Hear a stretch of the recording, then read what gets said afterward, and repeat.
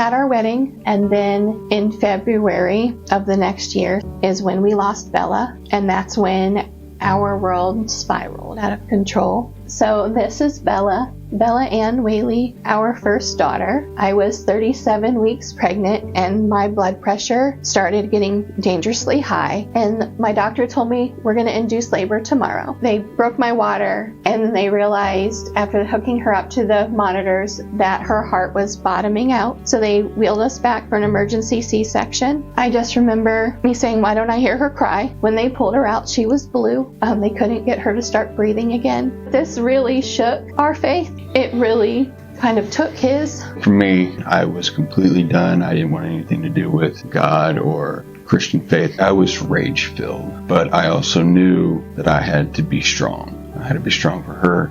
I had to be strong for my parents, her parents, the whole family. At some point, I was like, you can be angry, you can be rageful, push it down, be a rock, be solid. You got to carry the family. So that's what I did for years. For me personally, my reaction was this away, I'm okay. And I held on to that little bit of faith that I had, that God would see me through it, even though I was so angry. I was mad at God for saving me and not her. He didn't need to save both of us, just her.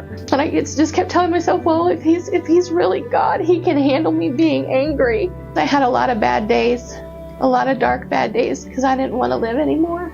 You know, my mom was praying for us. She didn't falter.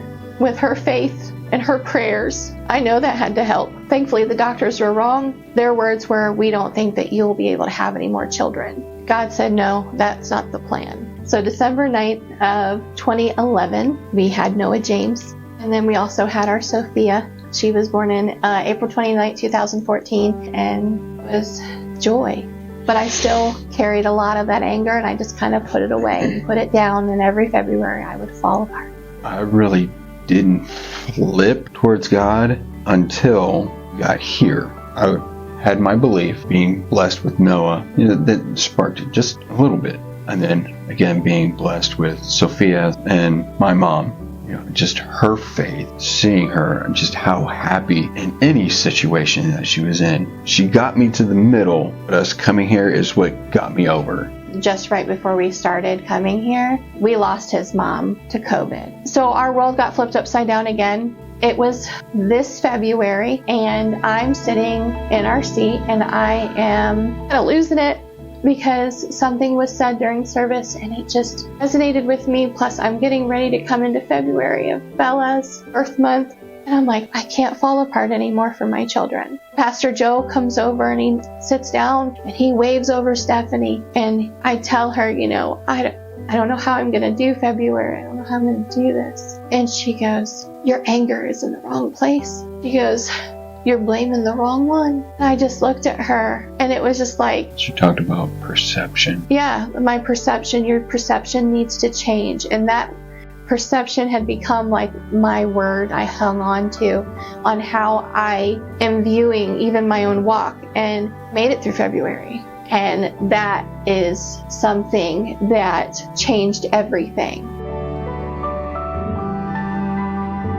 And man, have I just been in praying mode ever since. Like, okay, all right, we got to pray about it.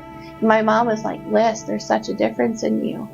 And I said, I know, I got God. He's in my corner. It was the way that Pastor Dave preached. It was just so familiar and so inviting. It allowed me to open up and actually hear not only him, but what God had to say. I am not in a rage-filled anger. That's gone. I feel lighter. My heart feels lighter. My shoulders feel lighter. I don't feel like I'm the only one carrying the family. No, God is helping me be the rock that I'm supposed to be. We know that not everything is still going to always go how we plan.